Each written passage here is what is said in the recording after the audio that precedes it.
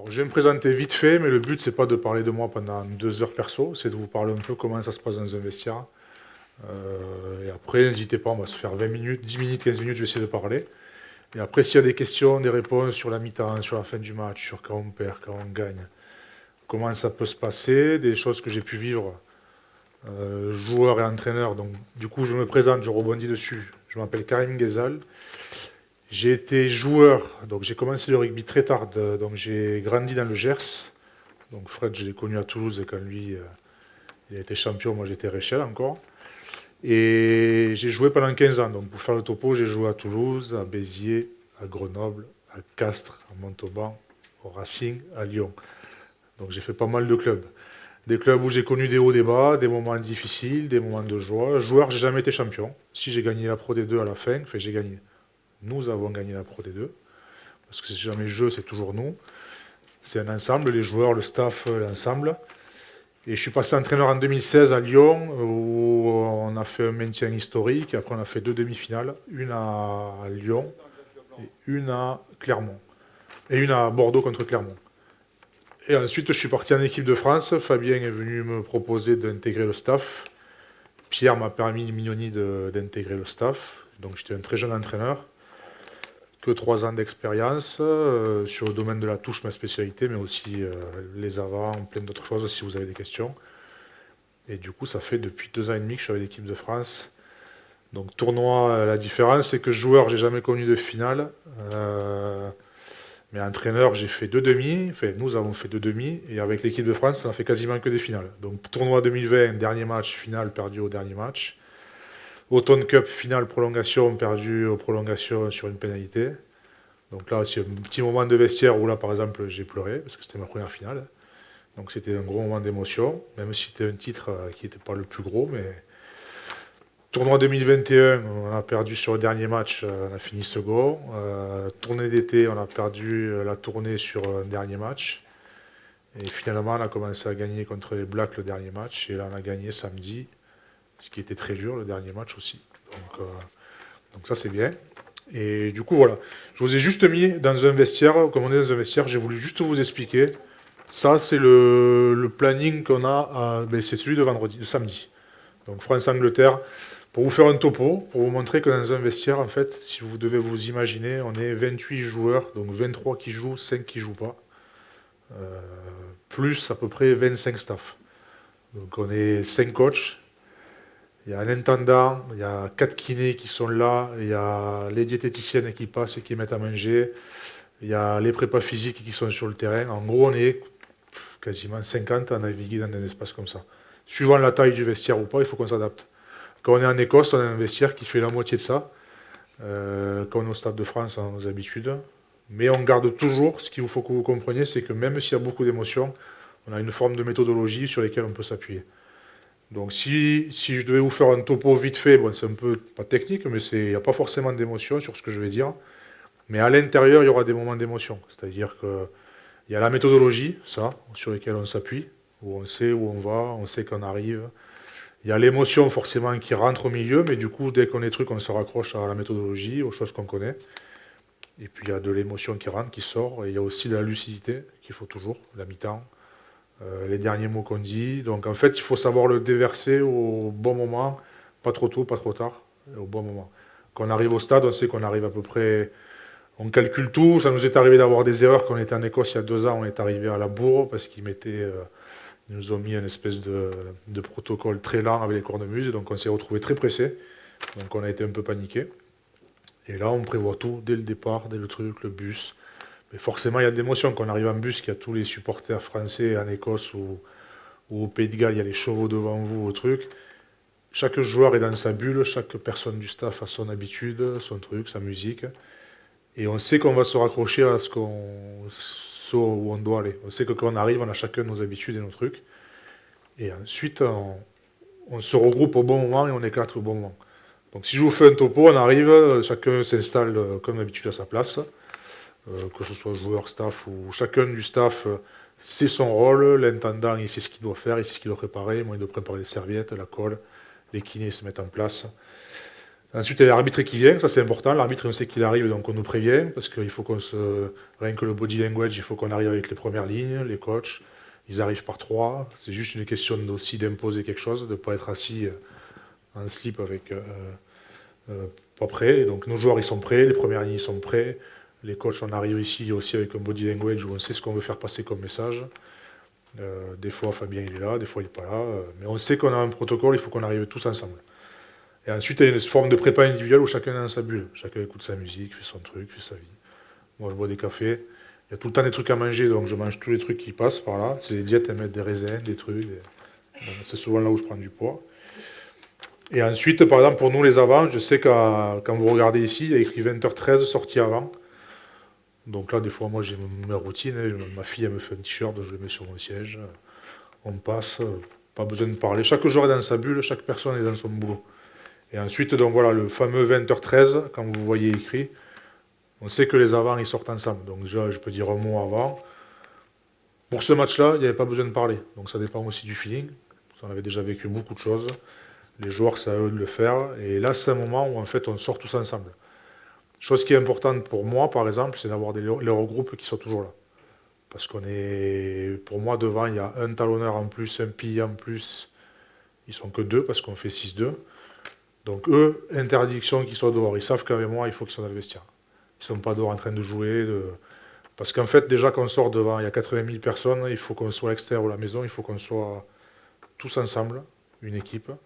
Donc on sort, et là c'est un moment un peu relax, c'est-à-dire qu'on sort, et ils ont 10 minutes pour travailler en autonomie ce qu'ils ont besoin. Sans pression, sans courir, ça c'est important, parce qu'il y a aussi les degrés, il y a aussi la notion prépa physique.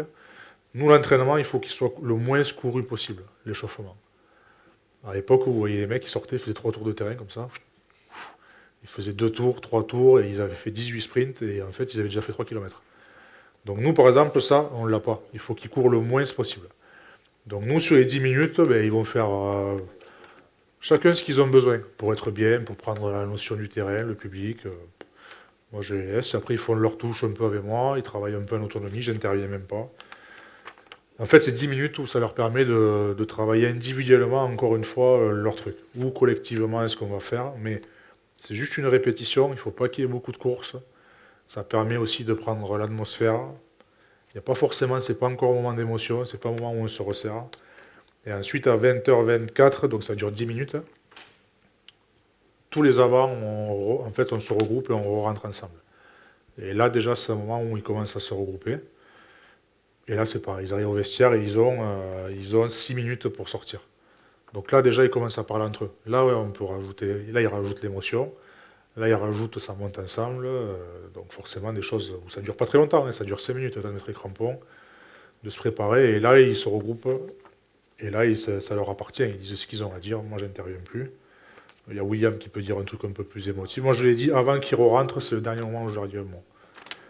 Et ensuite, il y a le fameux prépa collectif, donc on ressort ensemble, où là, l'énergie est différente. Et là, ils ont une espèce bon, ça s'appelle NAHP, là, primeur. En fait, ils font 2-3 sprints avec 22 mètres à plat ventre, les avants ensemble, ils partent. Ça dure 2 minutes, hein. L'échauffement, il est très court. 2 minutes, ensuite ils boivent un coup, ensuite ils passent avec nous, il y a 4 minutes. Et là, on fait un truc juste de passe, un truc simple, donc on l'a construit ensemble.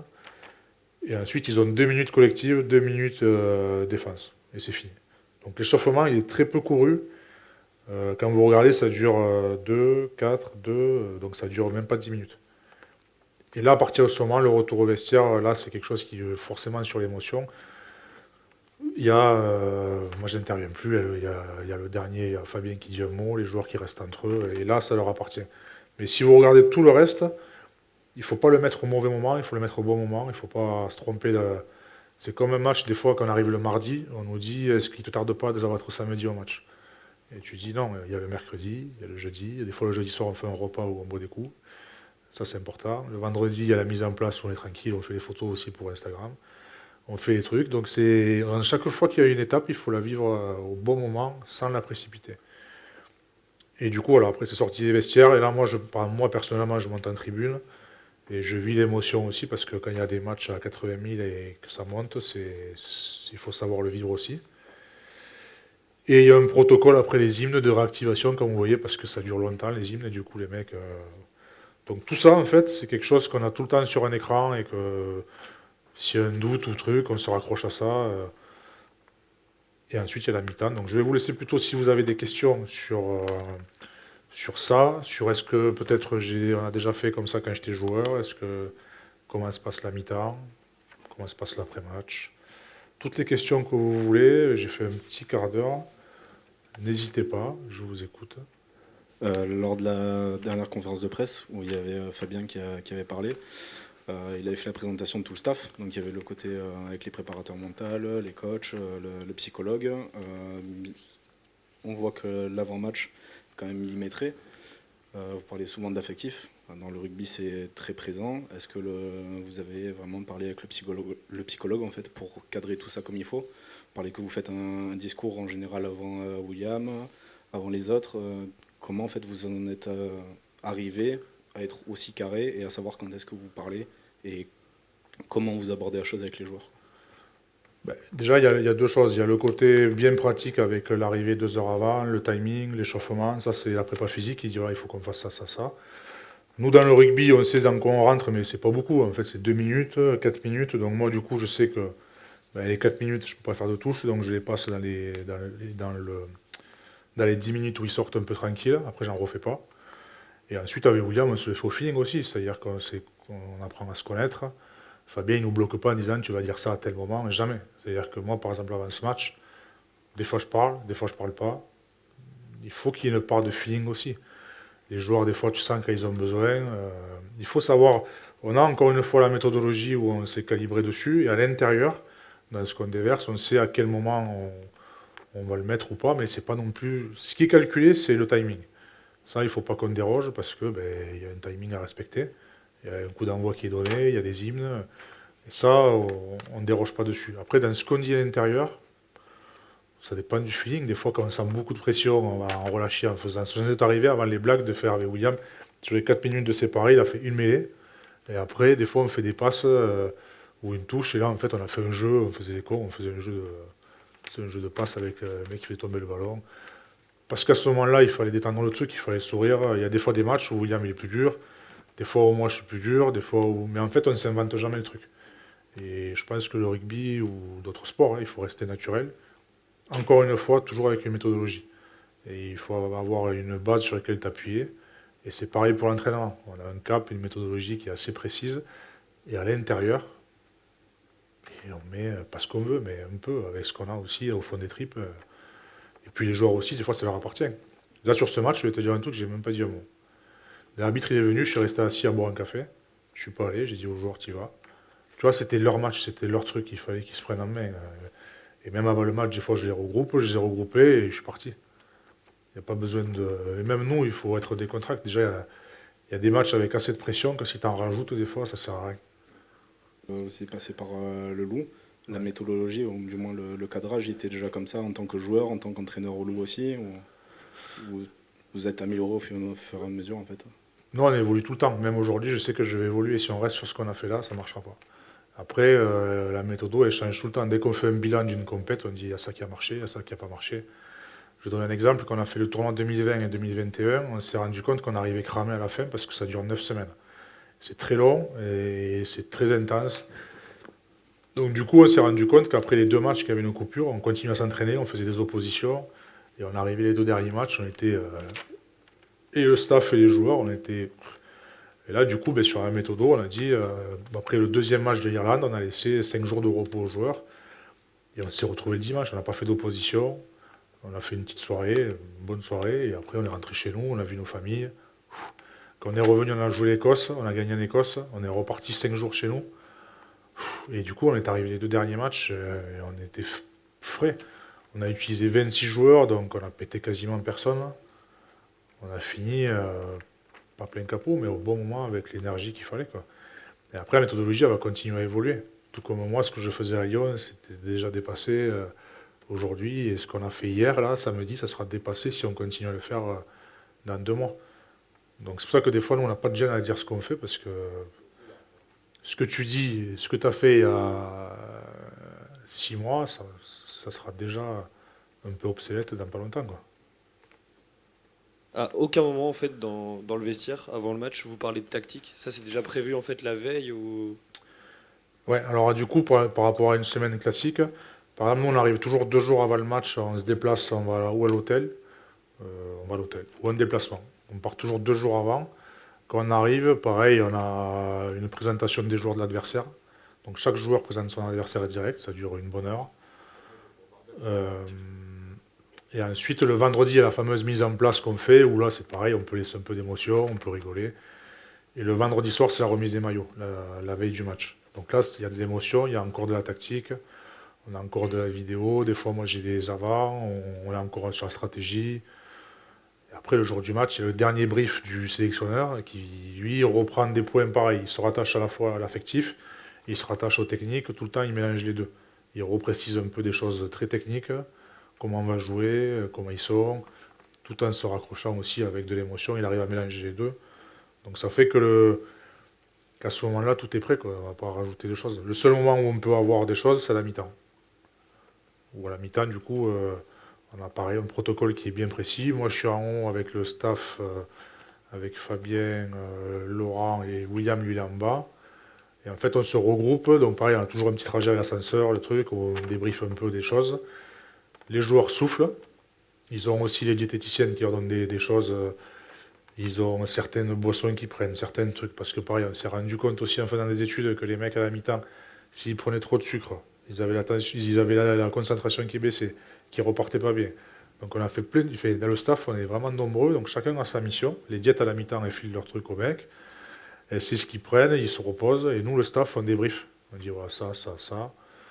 Et ensuite, on a un protocole. Quand on part, moi, je commence à parler à vos avants. William, il passe après moi. Laurent, lui, pendant ce temps, il est avec les trois quarts. Comme je me suis rendu compte que des fois, les trois quarts, ils ne pipaient pas grand-chose, parce que Laurent, il disait, maintenant, après, je vais vérifier qu'ils aient bien écouté ce que je lui ai dit.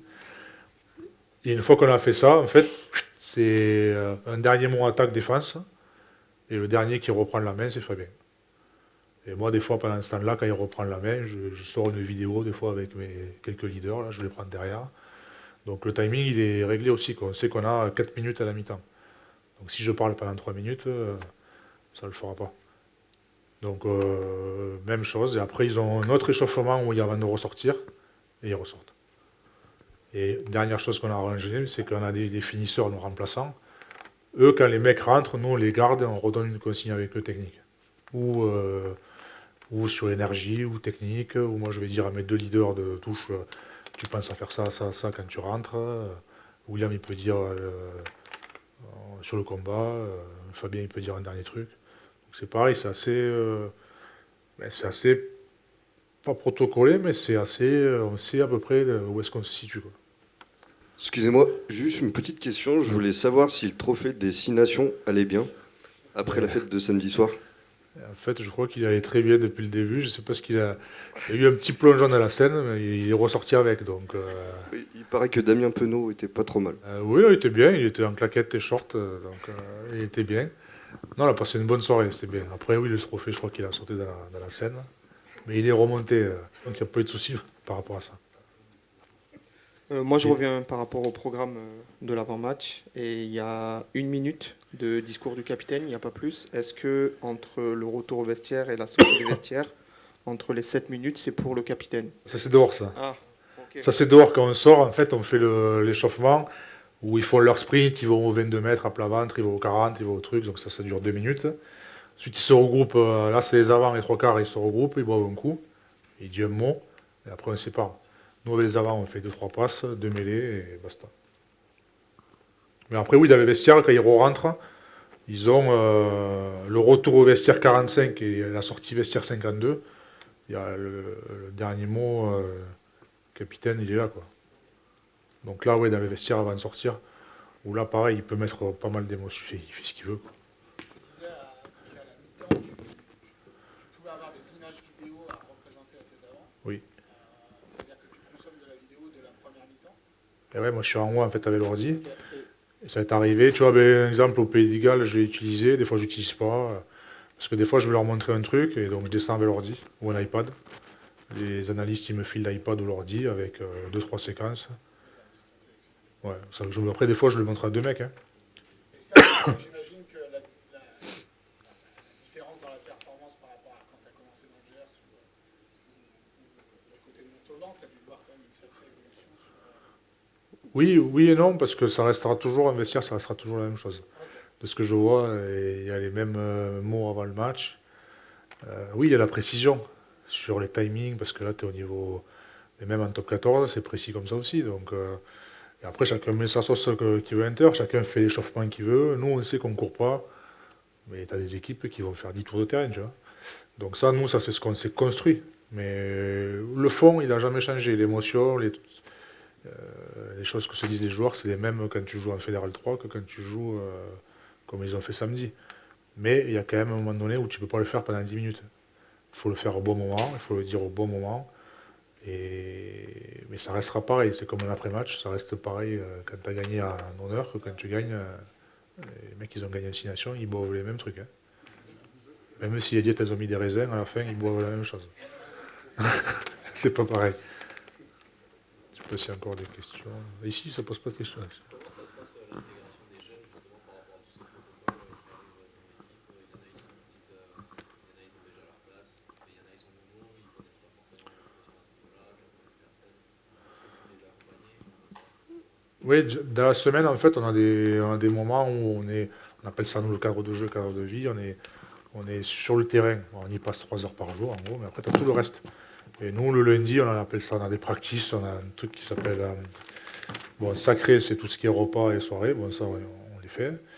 Tous les intervenants qui peuvent venir, on a une practice qui s'appelle santé et nutrition, donc en fait, il y a des thèmes qui sont chaque semaine traités sur peut-être ça, qu'est-ce qu'il faut prendre à la mi-temps, pourquoi c'est bon pour vous, pourquoi c'est pas bon pour vous, pourquoi le jus de raisin ou j'en sais rien, pas pressé, mais ça c'est bon ou pas bon. Après, il y a une practice matérielle, donc des fois les mecs, pareil, ils nettoient le vestiaire à la fin, des fois c'est leur groupe. Il y a une practice gestion de la compétition, de savoir comment gérer la compétition, et une practice communication aussi. Donc tu vois, chaque semaine on traite des choses et par exemple, on sait que quand on ne s'est pas vu depuis un moment, des fois, le dernier entraînement, on fait un échauffement, on fait une opposition le mercredi, et des fois on se refait l'échauffement de match. Comme ça, les mecs ils sont bien calés, on sait ce qu'on fait, on sait où on va. Si on a des nouveaux, même si c'est des mecs qu'on a déjà eu, on refait. Donc en fait, nouveau ou pas, ils rentrent dans le truc et ça va vite. Mais il y a beaucoup, beaucoup d'informations dans une semaine. Donc c'est pour ça qu'il faut arriver à se raccrocher à des choses simples, surtout quand tu arrives dans un match où tu sais que voilà, il y a du monde et qu'il ne faut pas s'éparpiller, quoi. Bah nous, du coup, on est à distance avec des personnes qui vous regardent et on propose de vous poser la question, quelle est votre ambition pour l'année prochaine? Même si je pense qu'on connaît un peu tous la réponse. Eh ben, c'est comme, alors la réponse elle est facile, c'est comme quand je vous ai dit un match, une semaine. Quand je vous dis on est le mardi, souvent on vous dit il te tarde pas d'être samedi. Ben, je dis non. J'ai mercredi repos, j'ai jeudi un petit apéro, j'ai vendredi un apéro, la mise en place, et après le match il vient. Si vous me dites de penser à la Coupe du Monde, moi dans ma tête je dis non. Pour être bon à la Coupe du Monde, il faut d'abord faire la tournée au Japon. C'est excitant pour nous, moi j'ai qu'une envie, c'est d'y être. On va jouer une équipe qu'on n'a jamais jouée. On va arriver second mondial, 8 victoires d'affilée, donc je ne sais pas avec qui on va y aller, mais on va y aller pour garder ça. Nous, le staff, ça a été sorti, on va entraîner les Barbarians britanniques. Donc on va faire un match à Twickenham. Quand on aura fini ça, eh bien, on va se dire, putain, on a gagné 2 matchs, donc on aura, j'espère, 10 victoires d'affilée. On sera second mondial, j'espère toujours. Et après, en novembre, on va jouer les Sudaf qui sont premiers mondiaux, qu'on n'a jamais joué. Et après, on va toujours jouer un tournoi à destination où on sera le champion en titre. Donc aucune équipe a gagné 2 fois depuis longtemps. Donc on va voir ça. Et après, il y aura la Coupe du Monde. Si tu me dis la Coupe du Monde, ça veut dire qu'en fait, j'ai bâclé tout ce qu'il y a avant. Et tu profites pas. Et du coup, tu n'es pas bon au moment où tu dois le faire. C'est exactement comme quand je dis la semaine. Si le mardi, tu veux être déjà au samedi, il faut savoir passer par toutes les étapes. Je sais pas si- Merci. Oui, c'est clair, merci. Moi, je voulais juste savoir, la semaine, le groupe est élargi avec énormément de joueurs qui Oui. viennent en sparring, en entraînement. Comment vous faites pour intégrer totalement ces joueurs au groupe, entre guillemets, titulaire?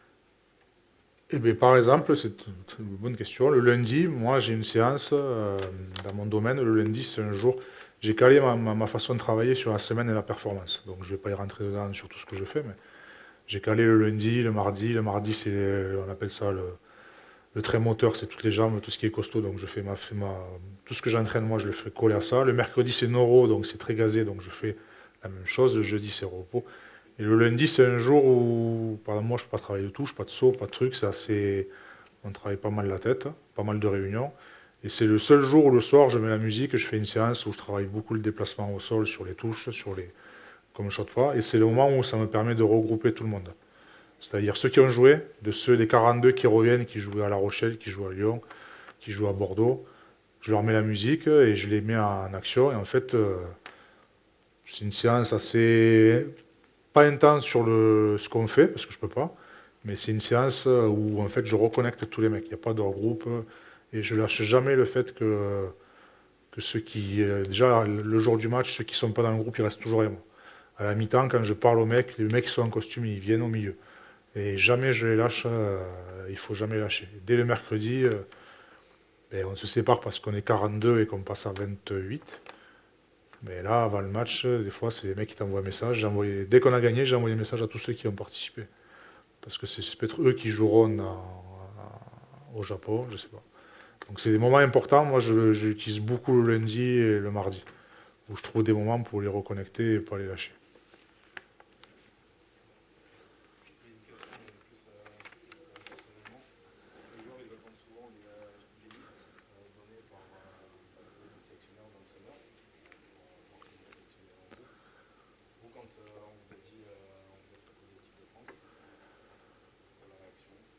Bah, c'était beaucoup de fierté, parce que moi, j'ai pas été international. Moi. J'ai fait 15 ans de carrière, j'ai fait beaucoup de matchs, j'ai connu des descentes, des montées, des trucs durs.